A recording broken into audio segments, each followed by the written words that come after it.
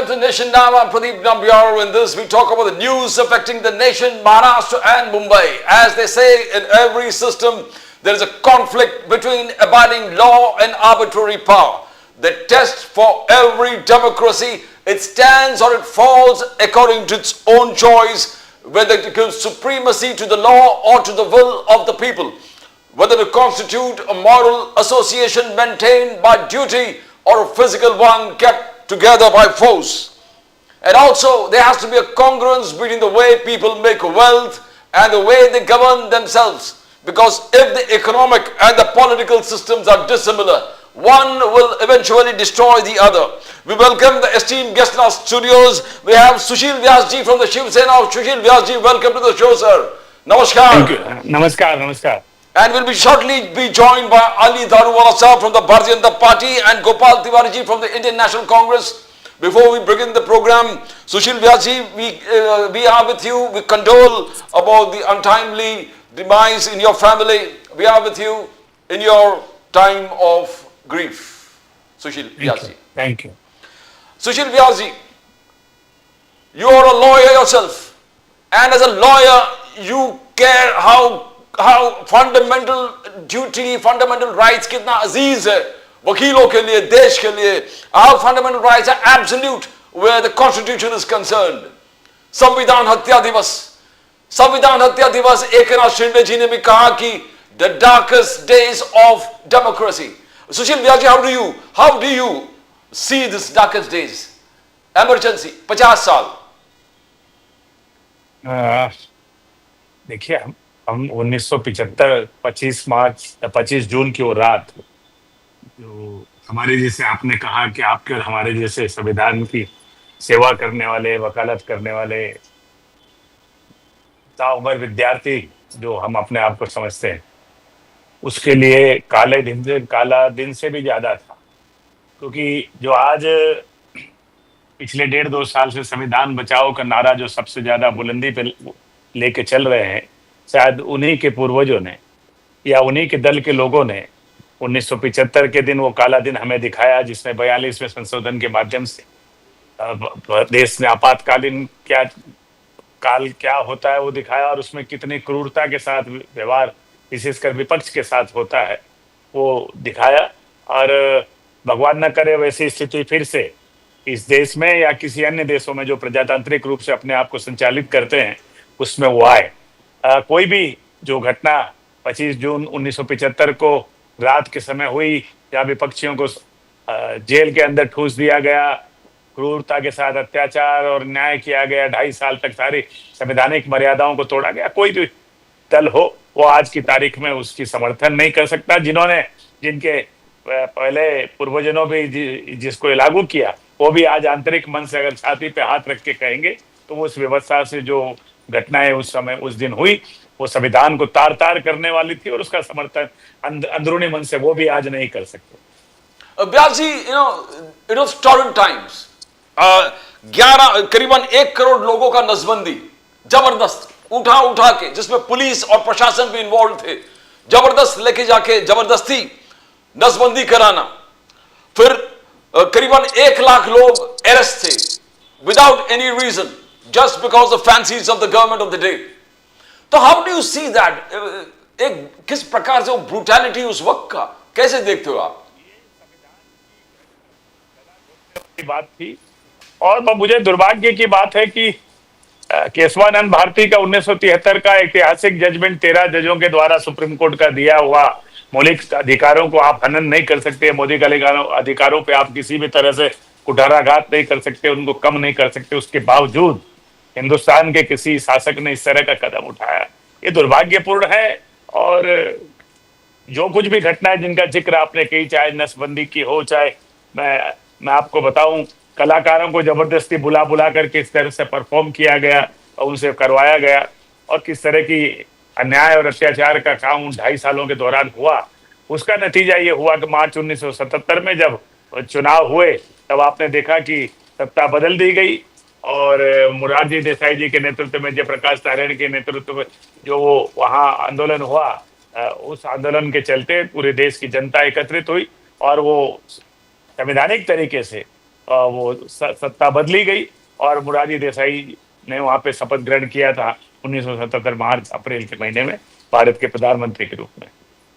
You know, I know you don't want to talk about Sanjay Raut jahan hai, you don't like to comment on that, but he made a very, आप कैसे प्रकार से आप उसको describe करोगे? He said Indira Gandhi was right when emergency was declared, and she declared emergency within the framework of the constitution, and also withdrew it when she felt the need for.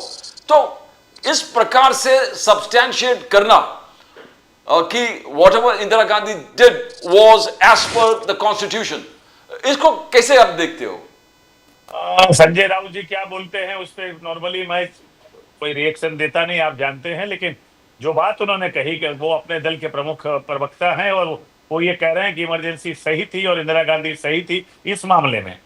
ये कई मामलों में इंदिरा गांधी का समर्थन पूरे देश ने किया, जैसे पाकिस्तान का जो हमला था, लेकिन ये जो 1975 की घटना थी, अगर कोई व्यक्ति आज 50 साल बाद कहता है उसको जायज ठहराता है, तो मैं समझता हूँ उसको कहीं न कहीं जाकर के अपनी जांच करवा लेनी चाहिए दिमागी रूप से कि क्या हिंदुस्तान की करोड़ों जनता के साथ वो सही हुआ, क्या जनता के बीच में इस तरह के फैसले लेना उचित है, और क्या आज हमारे संस्थापक हिंदू हृदय सम्राट आदरणीय बाला साहब ठाकरे जिंदा होते तो क्या वो इस तरह की बात अपने प्रवक्ता को कहने देते?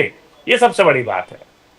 No, we'll be shortly joined by Gopal Tiwari ji and Ali Daruwala sahab, but I want to further take this discussion.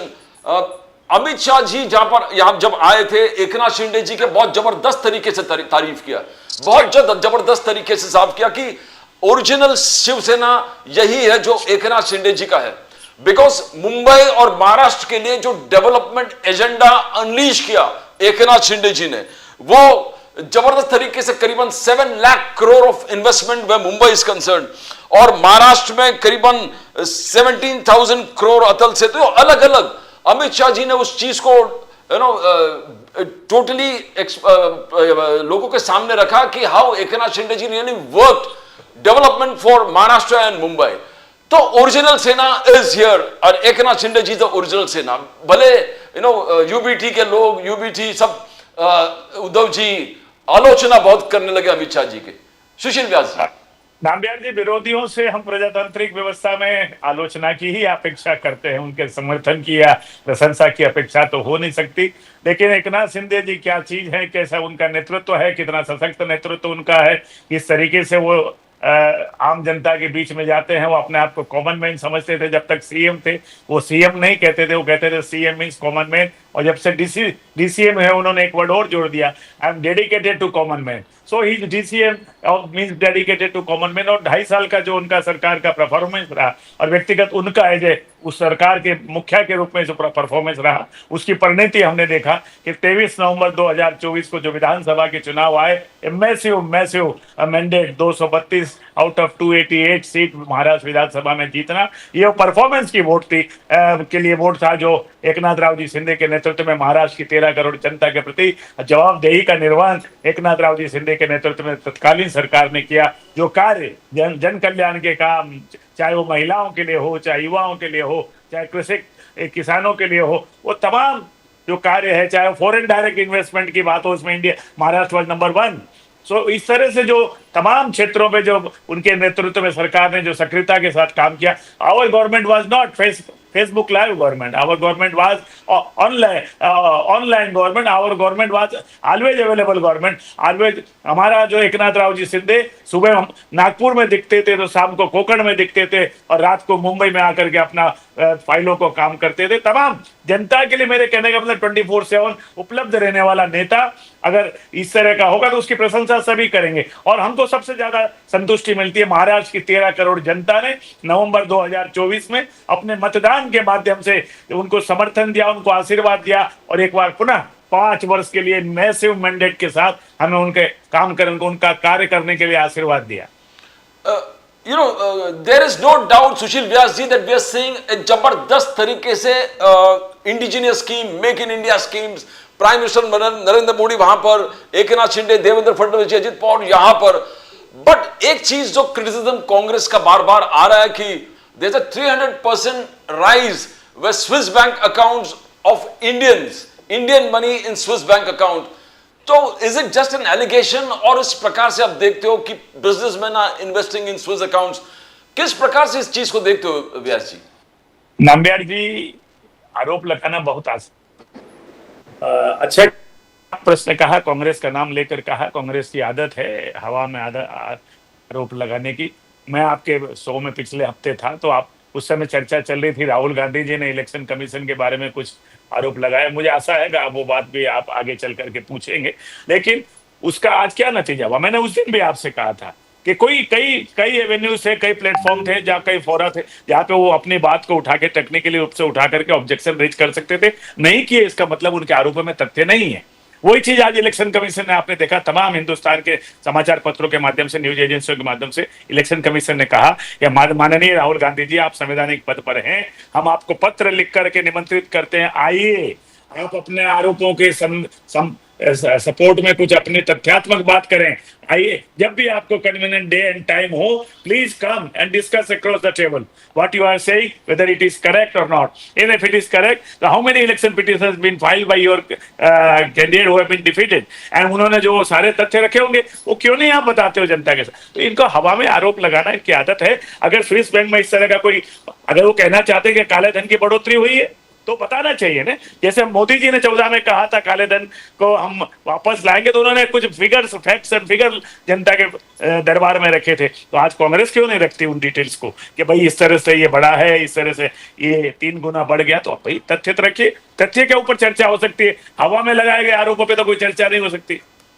Vyas ji, you have in the Indian media जितने खुले और साफ तरीके से आपने इलेक्शन प्रोसेस को एक्सप्लेन किया है against all the Congress allegations, you have been right from polling agents, right from the forms, right from objections. आपने, I have never seen another spokesperson of any party इतने डिटेल्ड तरीके से वो चीज को एक्सप्लेन करना कि what were your rights and what have you not done, why you never done it. Vyas ji, it's a compliment that you really had a fantastic study.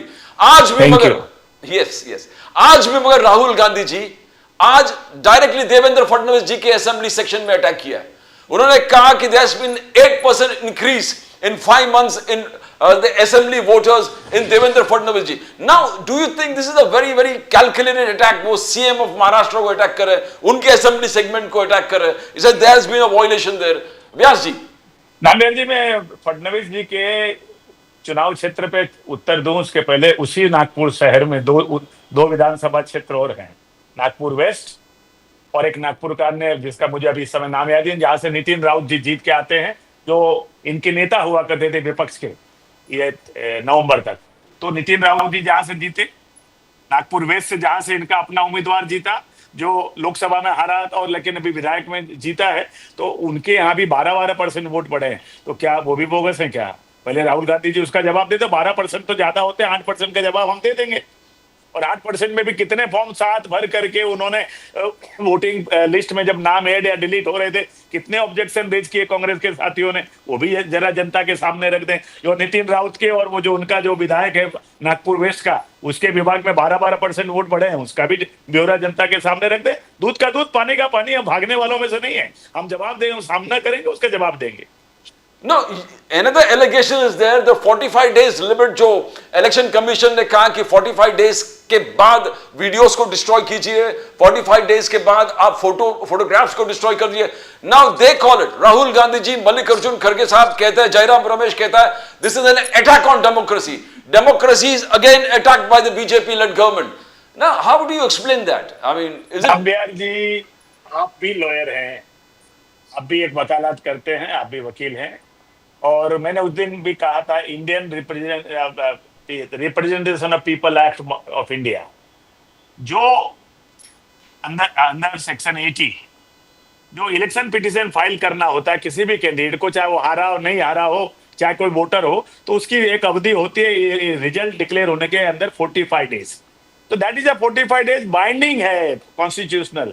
कोई 45 days ऐसा नहीं कि उनको इलेक्शन कमीशन के दिमाग में आ गया 45 डेज।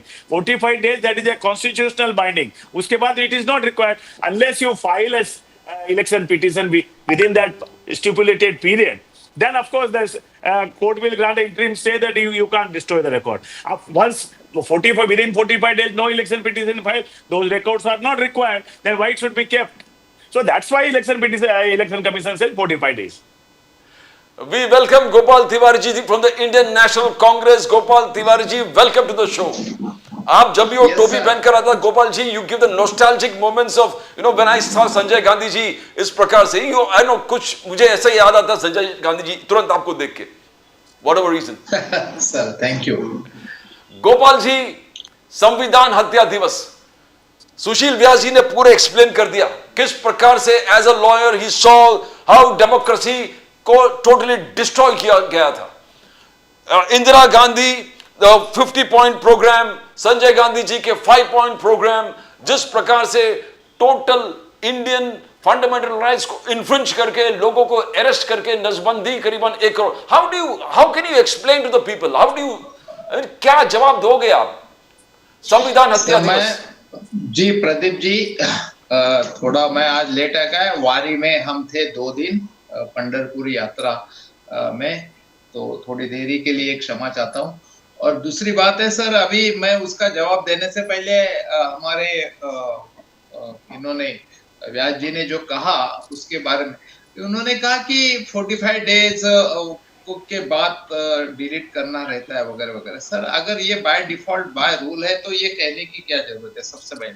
उसके बाद आपको याद होगा सुप्रीम कोर्ट के डायरेक्शन की वजह से उन्होंने कहा था कि अगर कोई आपत्ति लेता है और उसके पैसे भरता है तो election commission must have that record, और वो जो भी है इसका मतलब आप उसको पब्लिक डोमेन में नहीं कर रहे, सीसीटीवी जो भी रिकॉर्ड है, तो आपको डिलीट करने की ऐसी कौन सी नौबत आ गई या जरूरत पड़ी? वो तो ऐसे ही आपके पास ही था, लेकिन आपके पास था. लेकिन अगर कल जाके सुप्रीम कोर्ट डायरेक्शन देता है जैसे पंजाब हरियाणा कोर्ट के समय दिया था, इन्होंने तुरंत कानून बदला दिया. सर अगर इनके नियत में कुछ खोट नहीं है तो ये करने की क्या जरूरत है सर? और दूसरे को बता रहे कि डेमोक्रेसी संविधान मतलब 100 चूहे खाके बिल्ली चली आज को जैसा वो बहाना हो गया इनका, तो एक तरस भी आता है और हंसी भी आती है कि क्या मजाक बना रहे सर. और ये जो पंजाब हरियाणा हाई कोर्ट ने कहा था कि आप सीसीटीवी फुटेज एडवोकेट महबूब पात्रा जी को अवेलेबल कर दीजिए, उसके बाद इन्होंने 91 रूल में बदल करके वो नहीं दे सकते बोला. ये क्यों देने की जरूरत है? अगर 5 जजों की बेंच ने ये फैसला दिया है कि हमारे जुडिशरी की तरफ से हमारे एक मुखिया और प्राइम मिनिस्टर और विपक्ष नेता विपक्ष इनकी कमेटी बनाया जाए, तो ये इन्होंने जुडिशरी का जो चीफ जस्टिस ऑफ इंडिया उनको हटा के होम मिनिस्टर अमित शाह को क्यों लिया? जो ओपिनियन अगर मोदी जी का है वही तो हो सकता है, उनके खिलाफ तो अमित शाह जा ही नहीं सकते. तो अगर मोदी जी अपोजिशन लीडर और सुप्रीम कोर्ट के chief justice the selection committee में, तो इनको क्या आपत्ति थी सर? उस समय तो हमारे चंद्रचूड़ जी थे, उनके यहाँ तो भगवान के दर्शन करने जाते हैं, और दोनों का तो ईश्वर के ऊपर भरोसा है, और तो ईश्वर अगर बुद्धि देता है तो उनको हटाने की क्या आपत्ति ऐसे आ गई कि जो चंद्रचूड़ जी को उन्होंने हटा दिया? अगर इनकी नियत साफ रहती है तो उनको हटाने की जरूरत नहीं थी. दूसरी बात, पंजाब हरियाणा हाई कोर्ट का जब जजमेंट आता है उसके बाद अगर वो कहते हैं कि इनको जो सीसीटीवी फुटेज का रिकॉर्ड दीजिए, सीसीटीवी फुटेज का खर्चा कौन करता है? पब्लिक डोमेन, मतलब लोगों के टैक्स के पैसे से होता है, और वो क्या शो के लिए नहीं करता है, इसीलिए करवाते हैं कि उसके ऊपर निगरानी रखे ताकि किसी ने भी उसके ऊपर डाउट किया तो बता सकते. तो वो भी अभी 45 डेज में डिलीट करने की क्या ऐसी जरूरत है और क्या कौन सी नौबत आ गई? तो ये तो खुद के खुद एक्सपोज हो रहा है. रही बात, ये तो किसी को मानते नहीं, ना बड़ों को मानते हैं ना कोई बड़ों का आदर. तो ये तो अगर जनसंघ को तो उस समय के आरएसएस को भी नहीं मानते, ऐसा ही होता है, क्योंकि उस समय इमरजेंसी को आरएसएस के जो अरेस्ट थे उन्होंने तो जस्टिफाई करने वाला लेटर दिया था. आज हमने प्रेस कॉन्फ्रेंस लेके हमारे सब कल सबने बताया, और ये सब बातें हैं तो ये तो मानते नहीं ना, किसी को अपने आप को बहुत होशियार समझते हैं ना, आरएसएस को तो मानते हैं। जब नड्डा जी ने कहा था कि आरएसएस की कोई हमको जरूरत नहीं है, तो मुंह पे खानी पड़ी 200 आपके बार 400 बार नहीं हुआ, 240 तो भी सब कंडे अपना के ईडी सीबीआई ये सब संस्थाओं को गलत इस्तेमाल करके जब इन्होंने इतना भी नहीं पहुंच पाए तो वापस विधानसभा के लिए आरएसएस की बात करें। ये तो आरएसएस को भी नहीं मानते ना, ये तो अपने आप को ही होशियार समझते हैं, यही बात हो रही है। तो ये तो बातें हैं, हवा की बातें करने को मतलब नहीं। और दूसरी बात है 30 देखो हमने नहीं कहा था, यशवंत सिन्हा का आर्टिकल था बाकायदा इंडियन एक्सप्रेस में, मेरे पास भी है। उन्होंने कहा था, प्रदीप जी आप सुन रहे हैं? बिल्कुल बिल्कुल, I can hear you, we can all hear you. Pradeep ji, Yashwant Sinha ji ने कहा था, आर्टिकल में लिखा है कि जो यूपीए सरकार है 4 से 14 उस समय 70% जो बिल पास हो गए उसके बाद ऑर्डिनेंस निकाला।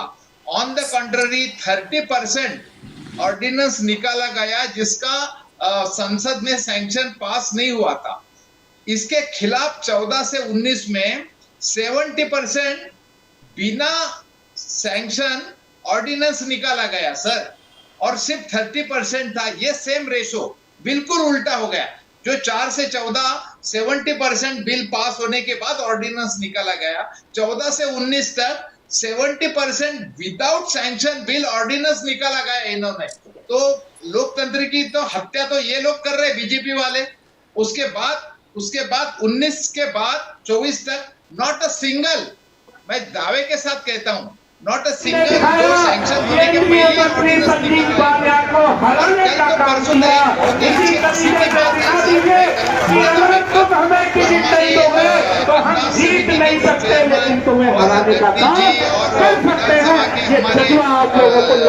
अध्यक्ष है स्पीकर साहब, वो आए थे मुंबई में, बड़ी बड़ी मीटिंग हुई, करोड़ों रुपए उनके ऊपर खर्चे में चांदी के बर्तन में खाना खिलाया। और क्या अपना अपने का उठाओ, अपने बाप का पैसा उठाओ। उन्होंने एक बात कही, उन्होंने एक जिक्र किया कि उस समय के जो लोकसभा के स्पीकर है बाबा साहेब अम्बेडकर, ये बात गुजरात, उन्होंने उनका बहुत अच्छी तरह से मतलब एक याद दिलाई कि उस समय से कैसे परंपरा चली आ रही है। तो मैं तो फिर प्रकाश जी जो पिताजी है उनको तो कहता हूँ, अगर आप याद करते हैं तो कम से कम उनका जो एक नजरिया था, एक रूल था, एक प्रोसीजर था लोकसभा सांसद चलाने का, तो उसको तो कम से कम फॉलो करो। जब 2050-52 में पहले 5 साल में एक नेहरू जी ने एक बिल का सैंक्शन होने के पहले ऑर्डिनेंस निकाला था, तो उन्होंने रिजेक्ट किया था और उनको बहुत सुनाई थी। तब नेहरू जी ने माफी मांगी थी और बोले पहले सैंक्शन करेंगे बिल, उसके बाद ऑर्डिनेंस निकालेंगे। ये तो बात है सर उस समय की और आज की। क्या बात कर रहे हैं अभी गोपाल जी, कौन पूछेगा? गोपाल जी, वी सॉ आपका सर्विस, आपने जो सेवा किया वारकरी लोगों का, एक जबरदस्त तरीके से हम लोग फुटेज भी चला रहे थे। We all like the service that you did. भगवान के लिए आपने अपने आप को जिस प्रकार समर्पित कर दिया, fantastic. Now you know, before I go to Ali Daruwala sahab, welcome to the show sir. Ali Daruwala sahab, Good evening, Sushil ji. Good evening, Pradeep. Good evening. Gopal Tiwari ji. After a long we are meeting. Yes sir. Good evening. आजकल ये लोग बुलाते ही नहीं मेरे को। अली दारुवाला साहब तो hero है आरएसएस और बीजेपी दोनों का। तो you know, before Daruwala sahab, you know, Sushil Vyas ji wanted to respond to Gopal Tiwari ji. Sushil Vyas ji, मैं पॉइंटेड जवाब देना चाहता हूँ नाम्बियार जी। 4-5 बातें मेरे भाई गोपाल जी ने रखी। हाँ 45 दिन क्यों? इंडियन रिप्रेजेंटेशन एक्ट के धारा 80 में 45 दिन के एक टाइम लिमिट है, उसमें इलेक्शन पिटीशन फाइल करनी चाहिए। 46 दिन नहीं है, इसलिए 45 दिन। और आपने क्या, अगर एक सप्ताह आपका अगर हम रिवाइंड करके देखें, अगर कोई कंप्लेंट हो तो 45 दिन में अगर कोई कंप्लेंट हो तो रिकॉर्ड रखा जाएगा, नहीं तो 46वें दिन डिस्ट्रॉय करने का ये प्रोसीजर है। आपके 2004-2009 के इलेक्शन जब आपकी सत्ता थी उस समय के कोई चुनाव के रिकॉर्ड है क्या? कैन यू से on record whether those records are destroyed or whether those records are still maintained? Number one. Number two, आपने क्या कहा कि 4,000 की थाली और चांदी के थालियों में खाना खिलाया गया। अरे भाई, आपके आने के पहले मैंने ही कहा कांग्रेस की अब हताशा निराशा में आदत हो गई है हवा में आरोप लगाने की। अभी अभी तक संबंधित अधिकारी जो है किसी पार्टी का नेता नहीं, शिवसेना बीजेपी का नेता नहीं, सब ये जो इस ये जो सम्मेलन हो रहा था उससे संबंधित तो उनका जो जिम्मेदार अधिकारी है उसने अभी 15 मिनट पहले मैं टीवी पे सुन रहा था, उसने कहा कि ये गलत अफवाह है कि चांदी के बर्तनों में खाना परोसा गया। वो व्हाइट मेटल था, व्हाइट मेटल जो चांदी जैसा दिखता है उस पे वो खाना परोसा गया। अगर आपको लगता है उसने गलत बोला, उसको नौकरी से निकलवाने के लिए पिटीशन फाइल कर दीजिए। उसने बड़ी जिम्मेदारी के साथ सार्वजनिक बयान दिया है। वो चांदी के बर्तनों में नहीं था, व्हाइट मेटल में था, और उसका जो अमाउंट आप बता रहे हो 4,000 रुपया पर प्लेट, उससे काफी कम था। And if you still feel in all fairness कि he is telling lie, you file a complaint against him, appropriate action will be taken, investigation will be done. तो आप हवा में आरोप मत लगाइए। मैं कहता हूं प्रक्रिया को अपनाइए। अगर आपको लगता है कोई गलत हुआ तो उसको सही करने की एक प्रक्रिया है, अब समझिए ना। और अब आप आए कि सीसीटीवी के ऊपर आता हूं। सीसीटीवी गोपाल भाई, हम ये इलेक्शन प्रोसेस जो होता है ये बहुत ही सीक्रेट उसको रखना पड़ता है, सीक्रेसी है। ये तो आप भी मानते हैं। गोपनीयता चुनाव की रखनी चाहिए कि नहीं रखनी चाहिए, इस पे आप सहमत हो कि नहीं हो। सीसीटीवी दिखा दिया तो उसमें गोपाल भाई वोट देते खड़े हैं, गोपाल भाई का बेटा खड़ा है, सुशील व्यास खड़ा है, ये उनके घर की औरतें खड़ी हैं, ये जाएगा कि नहीं जाएगा सबके सामने, ये सबको दिखाना चाहिए क्या? आप मानते हो इस चीज को? या न्यायालय, जो संबंधित न्यायालय में कोई कंप्लेंट हो उस न्यायालय के सामने सीसीटीवी यस जाना चाहिए, लेकिन पब्लिक डोमेन में सीसीटीवी दिखा के ये बताना चाहते हैं सुशील व्यास खड़ा है लाइन में, उसके साथ कौन है, गोपाल तिवारी जी पूना में खड़े हैं उसके साथ कौन है, ये सिक्रेसी उससे फ्लाउट होती है। ये नहीं दिखाया जा सकता इस तरह से। हाँ, प्रॉपर प्रक्रिया के माध्यम से भारतीय representation act, Indian representation act के अंदर आप इलेक्शन पिटीशन फाइल करिए। संबंधित कोर्ट अगर डायरेक्शन देता है, CCTV will be produced there, not in the public domain. I'll come. Gopal ji, first we'll go Pradeep ji, उसके बारे में मैं कहना चाहता हूँ। मैं पहले दारूवाला साहब अपना ओपनिंग स्टेटमेंट दिया नहीं है। दारूवाला साहब, Ali Daruwala Sahab, who represents both the BJP and the RSS. Gopal ji, in his opening statement, has not only cast aspirations on BJP but RSS also. Daruwala Sahab, Modi Sahab कह रहे हैं संविधान हत्या दिवस, 50 years of संविधान emergency, संविधान हत्या दिवस। दारूवाला साहब। प्रदीप जी, मैं आपके माध्यम से आपके ये जनता जनार्दन तक ये आज बात आगे लेके जाना चाहता हूँ। आज संविधान हत्या दिवस हम लोग क्यों कह रहे?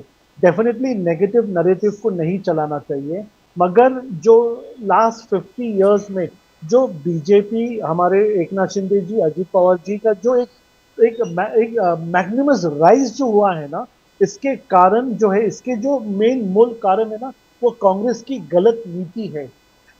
ये इमरजेंसी में क्या हुआ, वो तो इलेक्शन के बाद में जनता जनार्दन ने इंदिरा गांधी जी को हरा दिया। ये तो लोगों ने उनका दुष्परिणाम का उनको पाप का प्रायश्चित उनको करना पड़ा। मगर लाखों लोग के मन के ऊपर क्या हो गया, ये आपने बात समझना चाहिए। जो लोगों का पॉलिटिक्स से दूर तक कुछ लेना देना नहीं था, जैसे संगीतकार है, फिल्म डायरेक्टर्स है, बुक के लेखक है, ऐसे लोगों के ऊपर पाबंदी डाली गई, तो उनके बुक्स को उठा के जलाया गया। मुझे एक कहो, ये लोग क्या भारतीय नागरिक नहीं थे? क्या ये पाकिस्तान से आए हुए लोग थे? आपने लाठीचार्ज किया। मुझे बताइए, रेजिम में किधर भी हमारे लोगों के ऊपर कभी आप लाठी चलाते हो क्या? और हमारे इतने बड़े लेखक, बड़े बड़े नेता जो संसद में थे, उनको उठा के आपने जेल में डाला। Anyway, nevertheless what happened 50 years back, इसका कांग्रेस ने इनका पाप का प्रायश्चित करा है। गोपाल जी भी इसको सराहना, मुझे नहीं लगता गोपाल जी बोलेंगे बहुत अच्छा किया, ये लोगों को उठा के जेल में डाल दिया, बहुत बढ़िया काम किया। जो भी हुआ उस दिन गलत हुआ, और हमारे भारतीय नागरिक जो यहाँ पर हमारे साथ उठते बैठते हैं, स्कूल कॉलेजेस में हमारे साथ जाते हैं, जो हमारे पिताजी के साथ काम करते हैं, उनको उठा के जेल में साल भर डालना, ये एक अच्छी बात नहीं है। एक नॉर्मल फैमिली के आदमी को आप जेल में डालो, उसके मन के ऊपर क्या परिणाम होता है, अंतर उसके ऊपर से उनको टॉर्चर करो। इसके नेवर एंडिंग स्कार्स जो है ना, वो कांग्रेस को आने वाले दिनों में भरना पड़ेगा। और इसका मैं कहता हूं, इसका इतना ज्यादा फायदा आज की हमारी सत्ता को मिला है, और ये बात को ये लोग इनको भूलने नहीं देंगे। फेक नैरेटिव नहीं, राइट नैरेटिव चलाया है, मगर नेगेटिव नैरेटिव नहीं चलाना चाहिए, ये बात से मैं सहमत हूं और ये बात को भी मैं मानता हूं। वन मोर थिंग, आरएसएस का क्रिटिसिज्म, गोपाल तिवारी जी, इमरजेंसी में उनका कहना है कि the RSS was ready to sign a document of surrender to Indira Gandhi, saying that आपने जो किया हमें उसको कोई विरोध नहीं है. He names many people among 30 RSS leaders, Madhav Rao मूले, दत्तापंत थिंगड़ी, मोरोपंत पिंगड़े. तो कितने सच्चाई, आप RSS जुड़े हो, दारूवाला साहब, you are with the RSS, you are working with the top brass of the RSS. How do you see Gopal Tiwari ji's statement? Is it misleading? नहीं, मैं ये नहीं कह रहा हूँ मिसलीडिंग है, कोई लोग घबरा जाते हैं। सर मैं आपको बोल रहा हूँ, एक छोटे हवलदार अगर आके किसी को घर से उठा के लेके जाता है और रात के 9 बजे तक अगर उसको घर नहीं छोड़ता है, तो उसकी फैमिली, उसकी सर हवा टाइट हो जाती है। ये हकीकत है। हम लोग जो simple family, middle class family से आते हैं प्रदीप जी, अगर किसी को आप रात भर पुलिस स्टेशन में लगा के रखो ना, वो बोलेगा अरे भाई माफ कर दो, मैं गुनहगार है, मुझे माफ कर दो, प्लीज मुझे घर जाने दो। अगर कोई मुट्ठी भर लोगों ने ऐसा कुछ कहा रहेगा, वो पार्टी का नैरेटिव नहीं कह सकते, संघ का नैरेटिव नहीं कह सकते। प्रेशर में अगर आप आज रात भर मुझे भी पुलिस स्टेशन में लुका अगर बचा के रखेंगे, मैं बोलेगा साहब मुझे माफ कर दो, घर जाने दो, मुझे इससे कोई लेना देना नहीं है। तो गोपाल जी शायद करेक्ट करे, मैं उनको ये नहीं कहता क्या वो रॉन्ग कह रहे। कुछ लोगों ने डर के मारे कुछ कहा रहेगा, मगर वो पार्टी का नैरेटिव नहीं माना जा सकता है। You heard that, Gopal ji, and you want to respond to Sushil Vyas ji also, जिस प्रकार से बोलिए गोपाल जी, गोभी। देवराज अरस सरसंघ चालक थे, तो उन्होंने डर के मारे मतलब ये मानते नहीं, देवराज अरस कोई मामूली नहीं सर, इस सरसंघ चालक वो थे वहां उस समय। अगर आप उनके नहीं सहमत हो तो अभी और क्या बोल सकते हैं कि आप वो डर के मारे। और दूसरी बात है, उस समय मैं और भी अच्छी तरह से रिस्पॉन्सिबिलिटी से कहता हूं कि उस समय स्थानबद्ध किया था। स्थानबद्ध बोले तो आपको सिर्फ नजर कैद है, उसके बाद भी आप अगर बोलते हो तो अगर कोई रूल और कोई वायलेट करने की अगर किसी ने कोशिश की तो वो भी आपको बता दीजिए कौन कौन नेता और कौन कौन सी जेल में थे। मैं आपको सैल्यूट करूंगा सर, कौन कौन से नेता कौन कौन सी जेल में थे और कितने दिनों तक थे। स्थानबद्ध बोले तो आपके ऊपर नजर कैद थी। उन्होंने जयप्रकाश नारायण जी और उन्होंने सेना को ललकारा था सर, मिलिट्री को ललकारा था, पुलिस को ललकारा था, रेल संप होने जा रहा था, केवल अराजकता होने वाली थी। और इंदिरा जी के जो रॉ के जो अधिकारी है उन्होंने जायजा लेके उन्होंने एडवाइस किया आप तुरंत इमरजेंसी लगाइए। प्राइम मिनिस्टर ऐसे डिसीजन अपने मन से नहीं ले सकते, उनको वह सबूतों के साथ प्रस्ताव दिया गया इमीडिएट है। और दूसरी बात, हमारे मित्र उन्होंने कहा कि उसके बाद अगर पराजय हुआ, लेकिन उसके बाद भी दो बार इंदिरा जी बहुत भारी वोटों से चूर के तो आई ना। कुछ ही सालों के बाद उस समय एक जागती हुई थी, वो हम भी एक्सेप्ट करते। उस समय नसबंदी और ये था जब संजय गांधी थे, वो भी एक जवान जांबाज उनके लड़के थे, उन्हीं के बारे में कुछ कहा जा रहा है, उन्हीं के बारे में कहा रहा है। और उनके तो अभी मेनका गांधी और वरुण गांधी वो दोनों तो उनके जो लीजेसी है वो आप भाजपा के साथ में, हम क्या बोले। हाँ बेटर है आप उनसे पूछिए ना। आप मेनका गांधी और वरुण गांधी को क्यों नहीं पूछते कि संजय गांधी ने क्या हाल किया। आपके पार्टी के तो बड़े जिम्मेदार नेता है वो लोग, आपको पूछना चाहिए वरुण गांधी और मेनका गांधी को कि संजय गांधी कैसे बिहेव कर रहे थे और कहाँ। मतलब उसके बाद भी अगर इंदिरा गांधी चुन के आती है, एक बार नहीं दो बार आती है, पंजाब में बार कांग्रेस की बहुमत से सरकार आती है, और जो इंदिरा गांधी की हत्या हुई तो प्राइम मिनिस्टर थी, तो बात कहाँ है ये। मतलब कुछ भी बातें कहना है ये ठीक नहीं है ना सर। अच्छा, आज देश बहुत सवाल है सर प्रदीप जी। देखो हमारे 8 फ्लाइट बंद कैंसिल हो रहे सर। हमारा मतलब पूरे देश के वर्ल्ड में हम पे धब्बा लग गया, सिर्फ वो 270 लोगों की जान गई, वो उसका दुख हमें होता है। उसके साथ साथ हमारा एक ट्रेड था एयर इंडिया, जो थी, उस समय हमारे एयर इंडिया को हमने नेशनलाइज किया था पंडित नेहरू जी ने। उसके बाद इन्होंने जैसे ही मोदी जी आए, उन्होंने एयर इंडिया वहां जो राष्ट्रीय नेशनलाइज थी वो अडानी जी के पास दे दी, और दे दी तो दे दी, जो एयरपोर्ट चलाने के लिए जो रूल्स रेगुलेशन है, जिसमें एक बड़ा कंडीशन है कि जो भी एयरपोर्ट जीएमआर जैसा एयरपोर्ट आज दिल्ली का मैनेजमेंट संभालता है, लेकिन अहमदाबाद और बंबई में अडानी के हाथ में है, और आपने वो रूल ही निकाल दिया कि पहले का पूर्वानुभव उसको जरूरी नहीं करके। अरे क्या कर रहे हो आप? देश के सुरक्षा के साथ खिलवाड़ कर रहे हो क्या? सुशील व्यास जी, you want to reply? बोलिए। नामबिहार जी, मैंने आपसे कहा था कि आज कांग्रेस की स्थिति बड़ी हताशा और निराशा वाली हो गई। और वो बड़ी देखिए गोपाल भाई मैं आपके बीच में नहीं, देखिए मैं यहाँ तो डिबेट से हट जाता। गोपाल जी बोलने दीजिए ना। You talk for a long time. Gopal ji सुनिए ना, जनता ने आपको इसीलिए इस जगह पे पहुंचा दिया, आपने अपनी सुनने की। गोपाल जी सुनिए ना, गोपाल जी सुनिए ना, आपके पास वापस आऊंगा। Will come back to you. मैंने नहीं बोला। अच्छा, अब इन्होंने आज नामबिहार जी, आपके नेशन नाउ के माध्यम से मैं आपको एक विनती करना चाहता हूँ। हाँ। बहुत बड़ी बात कांग्रेस के प्रवक्ता ने बड़ी जिम्मेदारी के साथ आपके चैनल पे आज कही है। यस कि संजय गांधी जी के पुत्र और उनकी धर्मपत्नी दोनों, संजय गांधी मुख्य रूप से जिम्मेदार थे ज्यादतियों के लिए, और वो दोनों चूंकि आज भाजपा। गोपाल जी सुनिए ना, मैं आपके पास आता हूँ। Gopal ji will come back to you, no please. Gopal ji सुनिए ना, पहले बोलने दो, फिर तरीके वापस ले लीजिए। मात्र वो बीजेपी में है, इसलिए संजय गांधी द्वारा किए गए सारे कारनामों को अब वो आप अपने आप को संबंध कर रहे हैं, डिटेच कर रहे हैं। ये आपने कहा तो ये तो गलत चीज है ना। ये तो बड़ी न्यूज बननी चाहिए कल कि कांग्रेस के प्रवक्ता कहते हैं संजय गांधी की ज्यादतियों से हमारा कोई लेन देन नहीं है, उनके लीगेसी आप बीजेपी में है इसलिए उनके साथ जानी चाहिए। ये इनका बयान है, ये हमारा बयान तो नहीं है, इन्होंने बयान दिया है। अच्छा, और आप जो कह रहे हैं कि ये अडानी और अंबानी को देने के लिए एयर इंडिया, गोपाल भाई थोड़ा पढ़ लिख लिया कीजिए।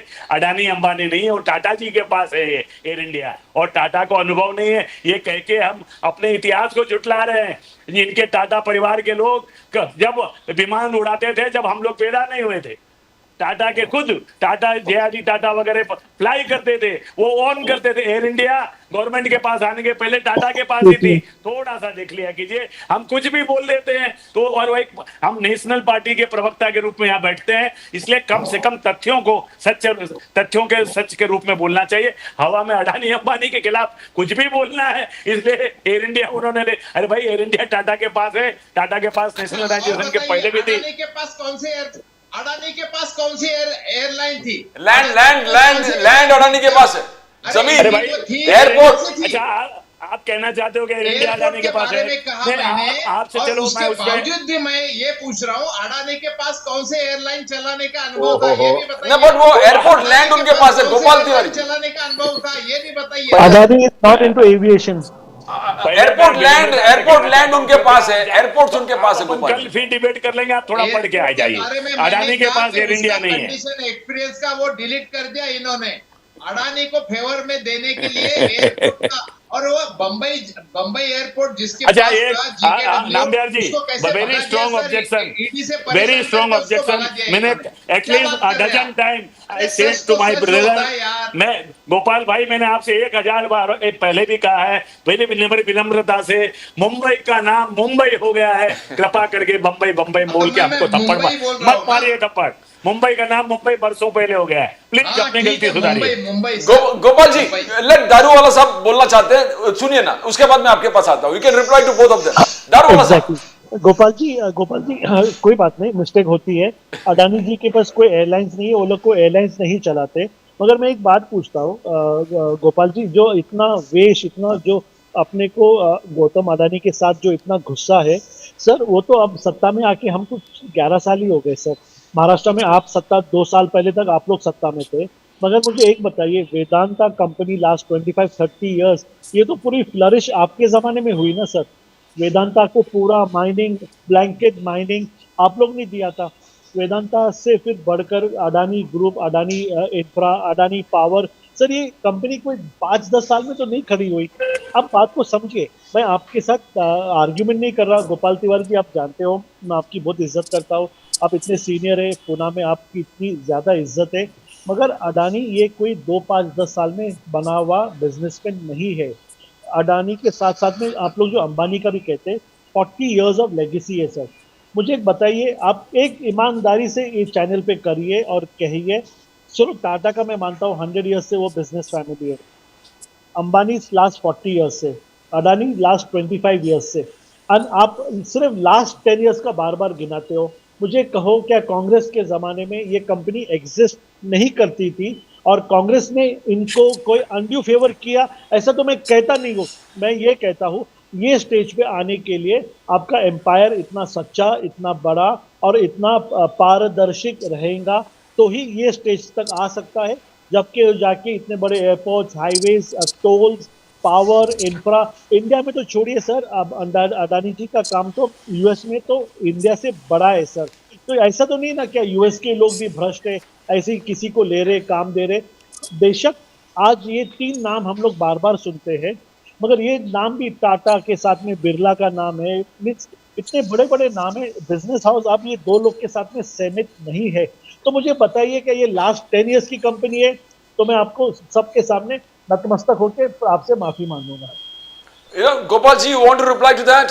दारूवाला साहब जिस प्रकार से बात की आपसे, 2014 के पहले रिचेस्ट में अडानी जी कौन से नंबर पे थे, और उसके बाद 2014 के बाद मोदी सरकार आने के बाद इनको जो राष्ट्रीय संपत्तियां जो थोपी गई, कंपनियां जो बहाल की गई, उसके बाद रिचेस्ट पे 3 नंबर पे आ गए। यही फासला देख लीजिए।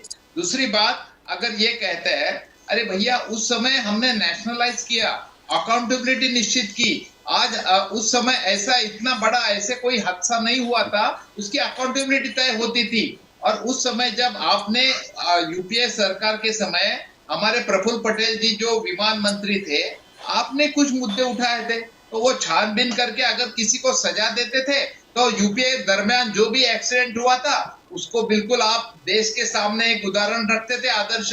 उन्होंने, आपने तो प्रफुल्ल पटेल जी का जो भी आरोप आपने लगाए थे, जो भी ईडी, सीबीआई, जो भी आरोप लगाए थे विमान का भ्रष्टाचार के ऊपर, वो तो आपने कुछ साबित ही नहीं कर दिया। उनको रेड कार्पेट लेके उन्होंने, आपने सपोर्ट पे उनको राज्यसभा दे दिया, आपके साथ में उनको मिनिस्ट्री ऑफर की। ये तो आपसे पूछना चाहिए ना, ये ऐसा क्यों हो रहा है सर? अरे थोड़ी कुछ तो मॉरलिटी रखिए सर, ऐसा क्या कर रहे हैं? और अडानी जी और अंबानी जी, इनका जो एयरलाइन और एयरपोर्ट का जो अनुभव है, आप आज के देखो, मेंटेनेंस के लिए जो कमी है वो भी नहीं है। आपको जो मार्च में उसका जो एक संसद में रिपोर्ट पेश किया, उसके बारे में, मेंटेनेंस के बारे में कई आपत्तियां दर्ज की उसमें रिपोर्ट में। अभी सुनील चावके जी का सकाल में आर्टिकल आया था हवाई वाहतूक के ऊपर, उसमें सब कुछ दिया है, मैंने नहीं लिखा है, किसी पत्रकार ने लिखा है वो सब बातें। उसके भी तो जवाब मिलने चाहिए। आज तक किसी की अकाउंटेबिलिटी फिक्स हुई सर? आपको तो कोई अकाउंटेबिलिटी फिक्स करते ही नहीं हो, आप हर एक को क्लीन चिट देते हो। गोपाल जी, उस समय जो कोई एक साधारण सा एक्सीडेंट होता था, तो एक नैतिक जिम्मेदारी के तौर पे उस समय लाल बहादुर शास्त्री ने एक रेल का एक्सीडेंट होने के बाद रिजाइन किया था, ताकि उसके बाद जो भी वहां की छानबीन, पूछताछ अच्छी तरह से हो सके। इसकी एक मॉरल ग्राउंड है, एक मॉरल रिस्पॉन्सिबिलिटी है लोकतंत्र के, जो सरकार बैठी है, लोगों ने चुन के दिया है, उसकी भी एक कुछ मॉरल रिस्पॉन्सिबिलिटी है सर, उसको तो फॉलो कीजिए। No, Gopal, you want to answer Daruwala sahab? I think Tata, Sushil Vyas ji, Tata's ने 1 crore और 25 lakh, यानी every person who died of the crash were given 1.2 crore, 2.5 crore of compensation. You want to react to that? नहीं, मैं गोपाल भाई से यही कहना चाहता हूं कि बड़ा मुझे आश्चर्य लगता है कि इनके जितना सीनियर आदमी किस तरह से इस तरह से बयान दे सकता है। भाई मेंटेनेंस नहीं, वो मेरे को करता है। पर्टिकुलर नहीं पॉइंट दीजिए गोपाल, सर। अभी गोपाल भाई आई मैं विल बोलने जा ऑब्लाइज। नहीं आपके बीच में मैंने मुद्दा देखिए दीजिए ना, इस तरह ऐसा नामबियाल नहीं, जी इनसे बहस पर्टिकुलर करानी कोई गोपाल जी, गोपाल सुनिए ना, मैं आपके पास आ रहा हूँ ना गोपाल मेरी जी। ये तरीका नहीं है। आप लंबा बोल दिए, 10 मिनट बोले आप। अब व्यास जी थोड़ा दरवाला साहब बोलेंगे, फिर वापस आपके पास आता हूँ। तो ऐसा है कि मेंटेनेंस वो कंपनी करती है जिसकी एयरलाइंस होती है। अब आपने कहा अडानी मेंटेनेंस नहीं करते, अडानी की कोई एयरलाइन ही नहीं है तो मेंटेनेंस कैसे करेंगे? मेंटेनेंस इंजीनियर से एविएशन में वो करता है, जैसे इंडिगो का है तो इंडिगो का इंजीनियर करेगा, एयर इंडिया का इंजीनियर करेगा, स्पाइस जेट का स्पाइस जेट। अब अडानी की कौन सी एयरलाइंस है जो अपना मेंटेनेंस करेंगे? So how can you blame Adani for not maintaining aircraft? तो समझ में आ गया वो। Number one. नंबर टू, आपने कहा कि कुछ हुआ नहीं, हमारे उन्होंने इस्तीफा देना चाहिए उधर। तो बड़ी विनम्रता से पूछना चाहता हूँ, 2014 के भी पहले विमान के हादसे हुए, उसमें भी कई लोग हम हताहत हुए और उनके नुकसान उनकी जान माल का हुआ। कितने विमान के मंत्रियों ने इस्तीफा दिया? अगर आपके पास लिस्ट हो तो कृपया बता दीजिए 2014 के पहले की। और विमान हादसे तो निश्चित रूप से हुए हैं, लोग भी मरे हैं उसमें। नंबर 3, और इस हादसे के बाद भारत सरकार का विमान मंत्री लगातार 3 दिन 24 घंटे वहां पे था, और गृह मंत्री प्रधानमंत्री वहां गए, पॉइंट 0 पे गए, लोगों से मिले, वहां पे जो कुछ भी राहत की चीज हो सकती थी की। और जो विमान कंपनी के मालिक जो है, जो टाटा, उन्होंने जैसे अब नामबियाल जी ने बताया उस अमाउंट का उन्होंने घोषणा की। यही नहीं, जिस बिल्डिंग में जाकर के वो विमान हताहत हुआ या अपघात वो जो हुआ है, उस बिल्डिंग को वापस रिकंस्ट्रक्ट करने का भी पूरा खर्चा उन्होंने उठाने को किया। एक देखिए, ये हादसे हैं, दुर्भाग्यपूर्ण है, नहीं होना चाहिए था, लेकिन उसके लिए कौन जिम्मेदार है कौन नहीं, उसकी सीट की स्थापना हुई है, इन्वेस्टिगेशन हो रहा है, उसकी जांच रिपोर्ट आएगी। निश्चित अगर किसी की लापरवाही है उसके खिलाफ एक्शन ली जाएगी। लेकिन जो कुछ भी राहत या जो कुछ भी रिकंस्ट्रक्शन की वहां पे काम हो सकती है, जिनकी जिनकी जिम्मेदारियां थी, चाहे वो टाटा की हो, चाहे भारत सरकार की हो,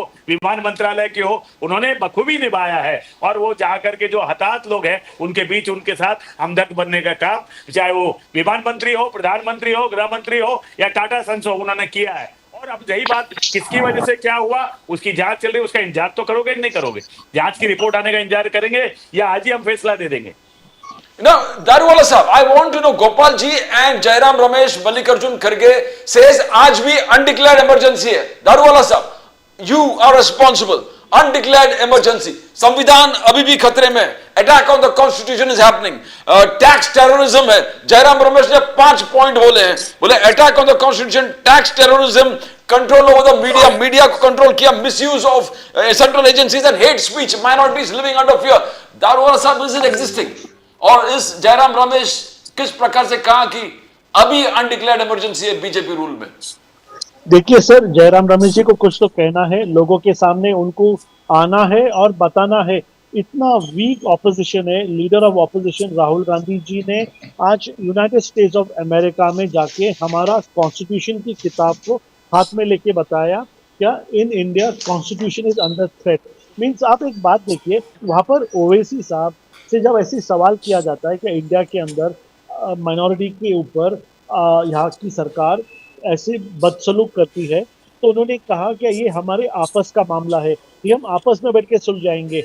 यहाँ पर हम आए हैं पाकिस्तान कितना टेररिस्ट स्टेट है ये आपको बताने के लिए, और मैं मुसलमान रहने के बावजूद यहाँ पे आके आपसे ये कहना चाहता हूँ, क्या हम भारतीय मुसलमान और हिंदुओं में कोई फर्क नहीं है। हम इतनी सेफ यहाँ पे महसूस करते हैं, जबकि पाकिस्तान के अंदर भी सुन्नी शिया इतना सेफ महसूस नहीं करता। मीन्स कितनी हमारी छाती इतनी गर्व से फूल गई जब ओवैसी साहब ने ऐसा कहा। तो राहुल गांधी जी जाके कहते हैं कि हमारे देश में ऐसा है, अनाप है, शनाप है, और इतना डेमोक्रेसी थ्रेट में। मीन्स ऐसा इंटरनेशनल फोरम पे नहीं कहना चाहिए। तो लीडर ऑफ ऑपोजिशन रहने के नाते ही शुड स्टैंड यूनाइटेड। अभी यहाँ पे हादसा हुआ है, ब्लैक बॉक्स को यही देश में उसको डिकोड किया जाएगा, ताकि वो अगर बाहर जाता है, अगर बोइंग कंपनी का इसके अंदर कोई साजिश है या उनके कोई शॉर्ट कमिंग्स है, ये नहीं होना चाहिए था।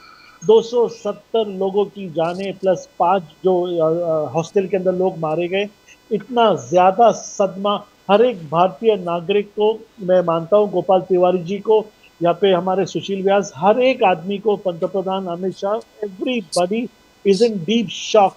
सर वो विमान के अंदर मेरे खुद मुस्लिम राष्ट्रीय मंच के ऑफिस बेरर जो जा रहे थे, बदरुद्दीन हलानी साहब, जो इंद्रेश कुमार जी के इतने पुराने मित्र हैं, उनका भी देहांत हुआ। आपको लगता है ये ऐसा ही एस्केप होएगा, ये बात कोई न्यूज़ बनेगी और लोग कल परसों भूलेंगे? नहीं। गोपाल जी, आपको ये भी बात कहता हूं मैं, क्या पहलगाम टेररिस्ट का भी पता लगाने के लिए एक कमेटी एसआईटी सेट हुई है? वहां पर भी हमें लिंक्स और टेरर अटैक मिल रहे हैं।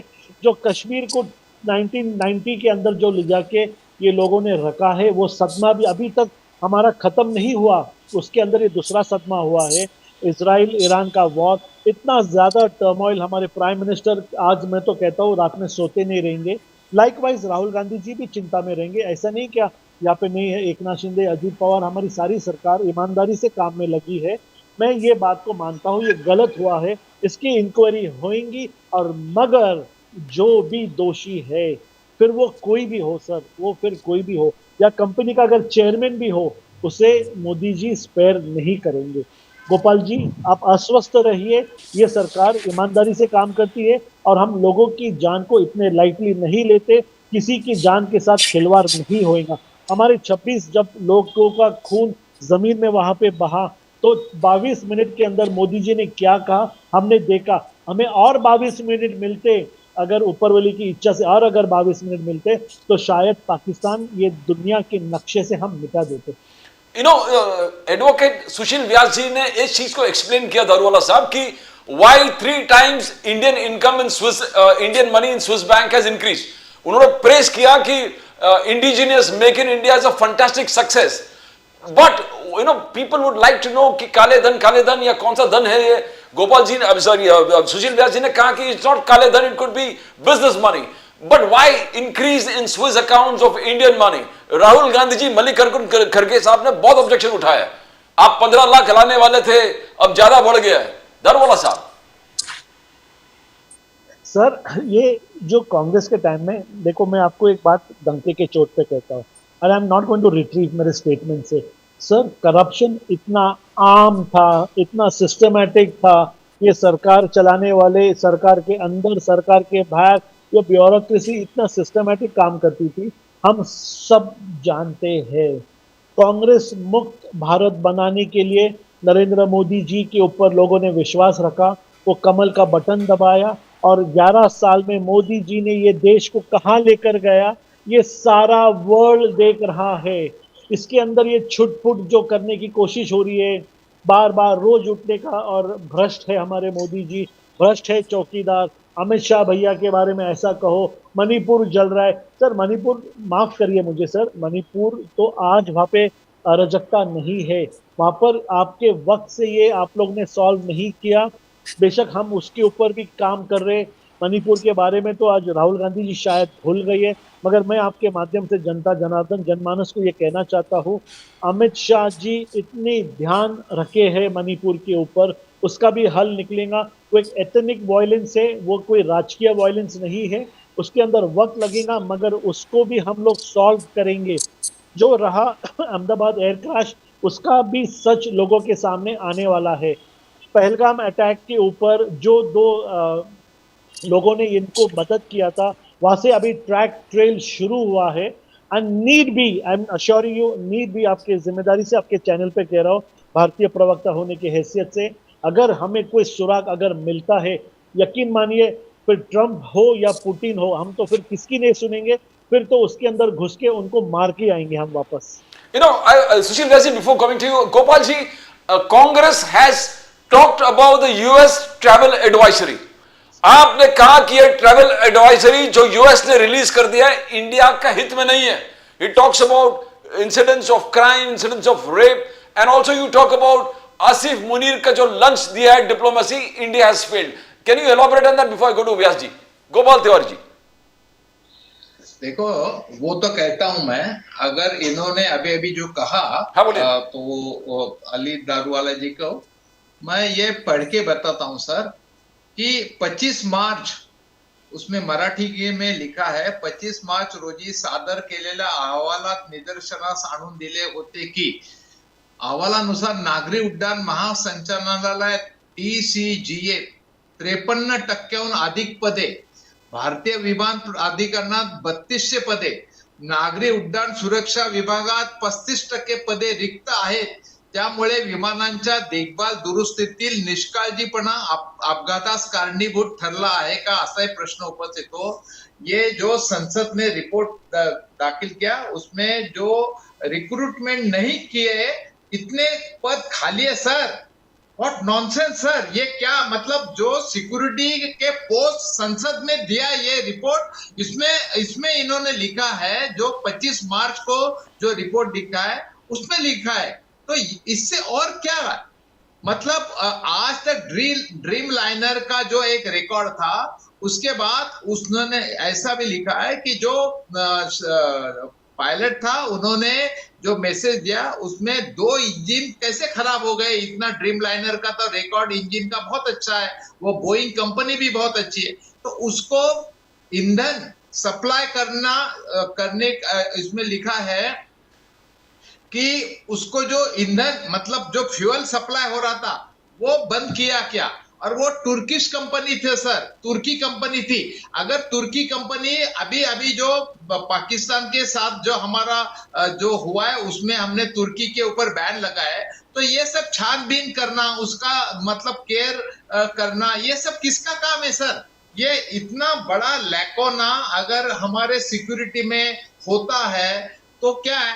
और मैंने कहा कि एयरलाइन उनको नहीं दी थी, मैंने ये कहा कि अडानी जी को जो 2 एयरपोर्ट दिए गए उनको कोई ये नहीं था, अनुभव नहीं था, इसके बारे में मैंने बोला था. आप चेक कर लीजिए. दूसरी बात है, उस समय एयर इंडिया को नेशनलाइज करके जमशेद टाटा को नेहरू जी ने बोर्ड ऑफ चेयरमैन बनाया था सर. और आज आप उन्हीं टाटा को प्राइवेटाइज करने दे दी है. और उस समय की टाटा जो जमशेद टाटा थे और बाद में जो अभी एक्सपायर हो गए, वो टाटा थे. आज का जो जनरेशन है तो कुछ ना कुछ तो फर्क रहेगा ना. तो हम जब सिक्योरिटीज जैसे जो विमान कंपनी है जिसमें लाखों लोगों की पैसेंजर्स की जान है, वो हमने नेशनलाइज करके जिम्मेदारी अपने पास रखनी चाहिए. हम क्यों प्राइवेटाइज कर रहे हैं. गोपाल जी, अच्छा दारूवाला साहब बोलिए. You want to respond? Daruwalla sahab बोलिए. व्यास साहब एक सेकंड बात करता हूँ मैं, एक सेकंड सर. मैं गोपाल तिवारी जी के बारे में एक बात कहता हूँ. वो इतने इनोसेंट है, वो इतने जोर शोर से इतने जोश से आते हैं, तो जब उनको रियलाइज होता है कि उनके हाथ से गलती हो गई वो रिट्रीव भी करते हैं. ये बात मैं गोपाल जी का बहुत रिस्पेक्ट करता हूँ. एक तो नेशनल टेलीविजन के ऊपर सुशील व्यास जी, गोपाल तिवारी ने कहा जो हमारी टीम अब्रॉड जा रही है ना, वो बैंड बजा बाराते, उसके अंदर वो जो कंपेरर थे इतना ज्यादा भड़क गए थे गोपाल जी के ऊपर. तो आई थिंक उसके अंदर सुशील व्यास भी वो डिबेट के अंदर थे. And I was watching, it was on a very prestigious channel, में नाम नहीं लेना चाहता हूँ. वो एकदम मन मोकला भोलेपने से वो कह जाते क्या ये जो जा रही है टीम, ये बैंड बजा बारात, शादी की बारात जा रही है. तो सुशील व्यास जी, इनकी बात का प्लीज आप सीरियस मत लीजिए. और मैं एक बात कहना चाहता हूँ, अडानी को अगर एयरपोर्ट दिया है सर, एयरपोर्ट के ऊपर क्या काम रहता है सर. वो बाथरूम साफ रखना है, झाड़ू पोछा करना है, कांच पोछना है, वो कोई इतना बड़ा टेक्निकल काम नहीं है.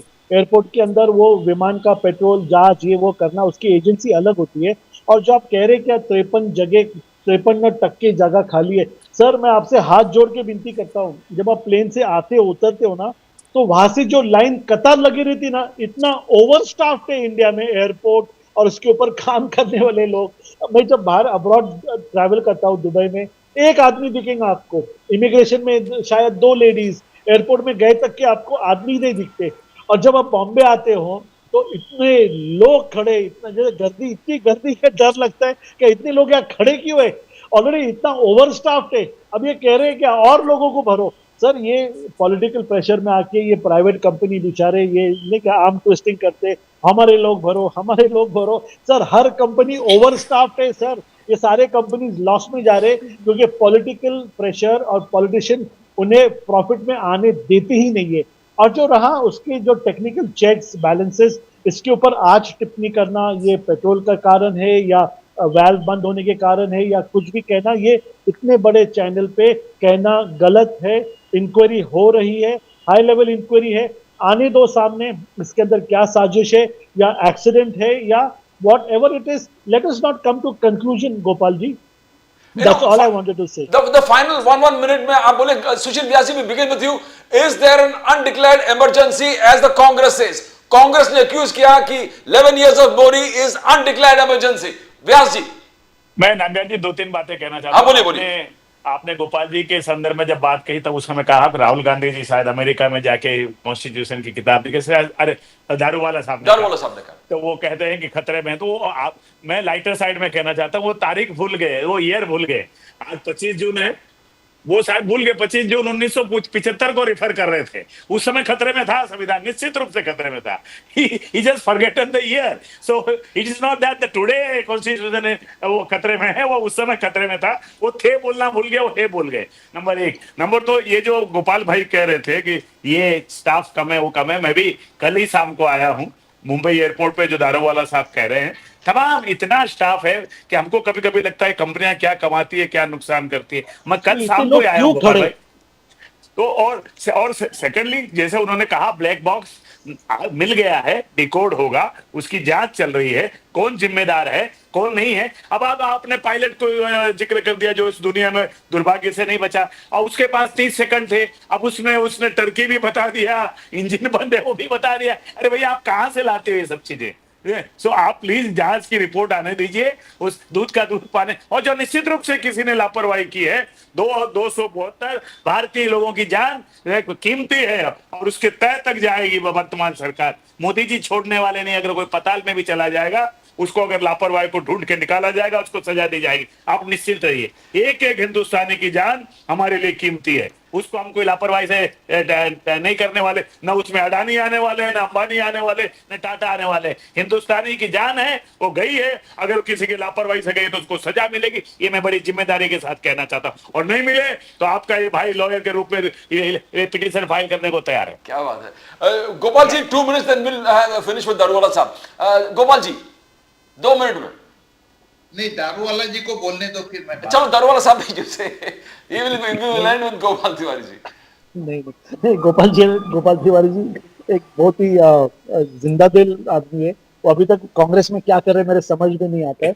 ऐसे फायरिंग स्पीकर हमको तो हमारे एकनाथ शिंदे जी के साथ या शरद पवार जी के साथ या अजीत पवार जी के साथ मुझे दिखना चाहिए। मगर anyway sir, I can assure you one thing, ये जो संघ के ऊपर बार बार एक सवाल उठाया जाता है, क्या इनके संचालक ने ये कहा, ये आजादी की लड़ाई में हमारे साथ नहीं थे। ये सर सुनिए ना, ये जो आज की फ्रेश हिस्ट्री है ना सर, फ्रेश हिस्ट्री ये कहती है, क्या संघ का जो ये योगदान, forget politics, BJP, forget the government, ये इंडिपेंडेंटली ये जो लोग है ना, ये फकीर लोग, ये देश के लिए इतना ज्यादा काम कर रहे हैं। सर मेरी बात सुनिए सर, मैं 12 साल हो गया एक ही मुद्दे पे काम कर रहा हूँ, मुस्लिम लोगों को मेन प्रवाह में लाना। इतना मुश्किल काम है सर। जो 60-70 साल का जो गंदगी ये कांग्रेस छोड़ के गई है, संघ उसे रेक्टिफाई करने की कोशिश कर रहा है और मुसलमानों को मेन प्रवाह में लाके एडमिनिस्ट्रेशन के अंदर, गवर्नमेंट के अंदर, इलेक्टोरल पॉलिटिक्स के अंदर लाने का हमारा ये प्रयास है। और इसके लिए सारे लोग लग गए, और इसको लगने वाली जितनी साधन सामग्री, मेहनत, फ्रीडम जो है संघ दे रहा है। और ये भी कहना जरूरी है, अगर ये हिंदू राष्ट्र बनेगा तो ये मुसलमानों के योगदान के बगैर नहीं बनेगा। Final word Gopal Tiwari ji, you heard advocate Sushil Vyas ji, you heard Ali Daruwala sahab, बोलिए the final word Gopal Tiwari ji. Ali Daruwala ji का जो एक प्रयास है मुस्लिम लोगों को मेन प्रवाह में लाना, मैं उनके जो विचार है उसका स्वागत करता हूं, बहुत अच्छे विचार है। लेकिन वो जहां है वहां ये इम्पॉसिबल है, पॉसिबल नहीं। क्योंकि आज तक एक भी एमएलए का टिकट या एक भी एमपी का टिकट मुस्लिम को दिया का बताइए आप। दारूवाला जी गए 5-6 साल से मैं जय महाराष्ट्र चैनल से देख रहा हूँ, वो इतनी बीजेपी की लिए झगड़ते हैं, बात रखते हैं, लेकिन कहीं दिखाई नहीं दे रहा है कि कोई मुस्लिम के ऊपर वो विश्वास करके बीजेपी वाले कहीं उनको एमएलए एमसी कोई एक टिकट दिया, बताइए मेरे को। अरे वक्फ बोर्ड का बिल पुटअप करने के लिए एक अभी जो 6 महीने पहले एक मुस्लिम लीडर को जो राज्यसभा, उसके अलावा एक नॉट अ सिंगल एमपी 543 में से, और अनेक विधानसभा में एक सिंगल, बताइए आप कैसे पॉसिबल है ये सब। और ठीक है। और रही बात रही डेमोक्रेसी की, तो बाहर जाके इन्होंने जो चुनाव इतनी सब आप बोल रहे हैं सर, एक अच्छी तरह से एक मैच्योरिटी की इससे बोल रहा हूँ, इतने ज्यादा स्टाफ है, ये स्टाफ है, अगर ऐसा हुआ वैसा हुआ सर, हम तो उसी दिन से राहुल जी और कांग्रेस और खड़गे जी ने एक रिजोल्यूशन बना के आपको सपोर्ट किया कि हम आपके साथ है। उसके बाद भी आप not a single all party meeting तक आप एड्रेस नहीं करते सर। आप इतना तुच्छ क्यों लेते उनको? उतना दुश्मन है क्या कोई? वो आपको सपोर्ट कर रहे हैं। आपको एक संसद सत्र जब उस समय अडानी जी ने डिमांड किया था, तो पंडित नेहरू, इंदिरा जी, राजीव जी इन्होंने समय समय पे सत्र बुलाया था। आप क्यों इस सत्र को सामने जाते हैं? आर्टिकल 45 के संविधान के हिसाब से आपको संसद को बताना जरूरी है। ये संविधान कॉन्स्टिट्यूशनल ड्यूटी है आपकी, आप तो वो फॉलो नहीं करते। और मतलब आप हर कोई जो एक रस्म है संसद की, जो लोकशाही की प्रक्रिया, वो बिल्कुल कुचल रहे हैं। और आप कह रहे हैं कि उस समय ये था वो था, मतलब ये सब मजाक बना के। Darwala साहब, you raised your finger. In 1 minute you want to end. संसद सत्र को एक सामने जाके एक्सीडेंट कैसे होता है, अगर हमारे पास इतना ज्यादा स्टाफ है या नहीं है, ये आप बता रहे। मतलब इसके ऊपर, देश के साख के ऊपर धब्बा लग रहा है। आपकी क्रेडिबिलिटी जो है एयर पैसेंजर की, वो खत्म हो रही है। कितने लोग पैसेंजर एयर फ्लाइट से अभी ट्रैवल नहीं करना चाहते, ये सब आंकड़े सामने आए। आप उसके लिए कोई जिम्मेदारी नहीं है आपकी। बोलिए दारोगा साहब, you raised your finger. 1 minute. बोलिए, you end in 1 minute. दारोगा साहब, फिर the program. गोपाल जी, आपको मैं आश्वस्त करना चाहता हूँ, डेमोक्रेसी खतरे में नहीं है। Democracy all time high, all time blossoming और ऑल टाइम ब्लूमिंग है। अगर डेमोक्रेसी खतरे में होती तो गोपाल जी, आप जो लैंग्वेज, आप जो इतने फ्रीडम से बात करते हैं और हम लोग उसको हंसी में लेते हैं और आपके सवाल का जवाब भी देते हैं, एक भाजपा का छोटा प्रवक्ता जैसा आपने इतना ब्यूटीफुली अभी बैठे बैठे आपने झगड़े लगाने का काम किया।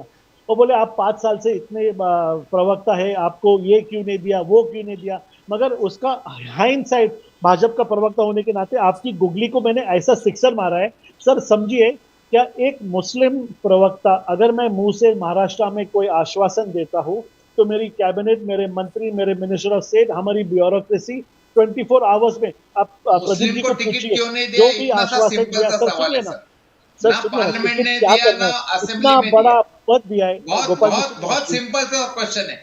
आपने जो बोला था उसी के ऊपर मैंने सवाल पूछा।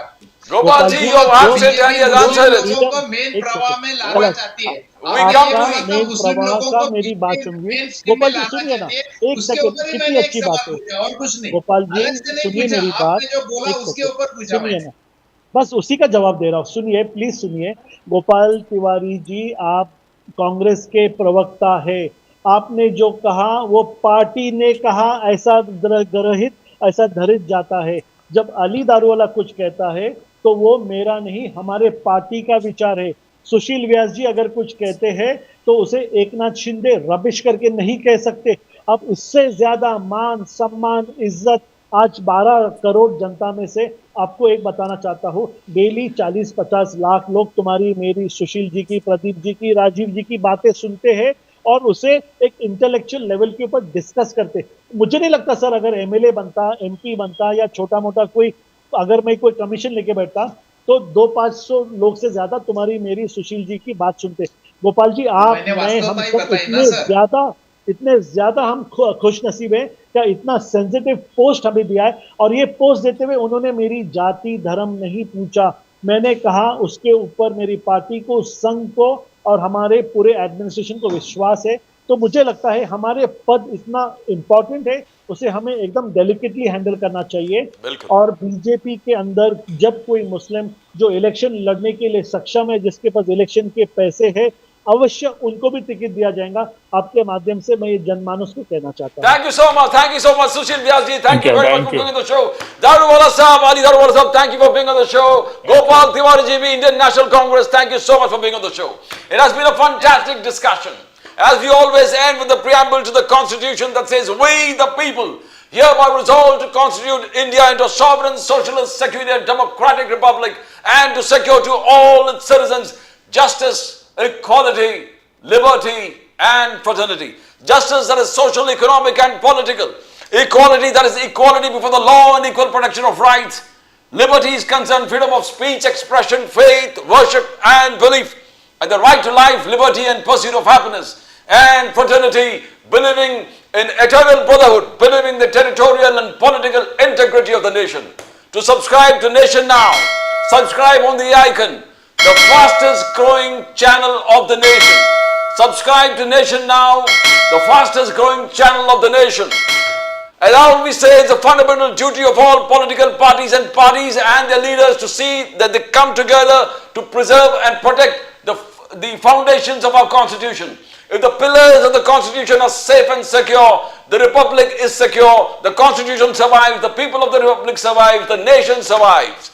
That's all from Pradeep Nambiar. Nation Now will come again with more news from the center, Maharashtra and Mumbai. Till then, it's bye for now.